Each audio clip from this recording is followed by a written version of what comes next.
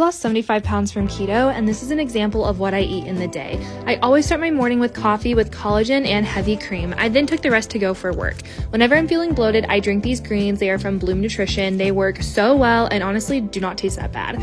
This is a protein bar from Perfect Keto I had for a snack around 12, and then around 2 o'clock I ate my lunch. It was this giant salad. I was just super busy at work and didn't get to eat till then. I took the carrot, olive, and tomato out because that is nasty. I shook it up with the ranch and then I scarfed this thing down. I had so many questions in my last video of what I put in my water. I usually use this or Mio, and I drink this stuff all day long. I had little smokies for a snack while my dinner was cooking, and I made 0 carb chicken nuggets. I'll teach you how to make these soon, and these are the sauces that I use. These are my favorite type of chicken nuggets you can make while on keto. I then had Diet Dr. Pepper with my dinner. I had my chocolate out of my advent calendar, and then I went back to the store for more ice cream because I wanted sweets.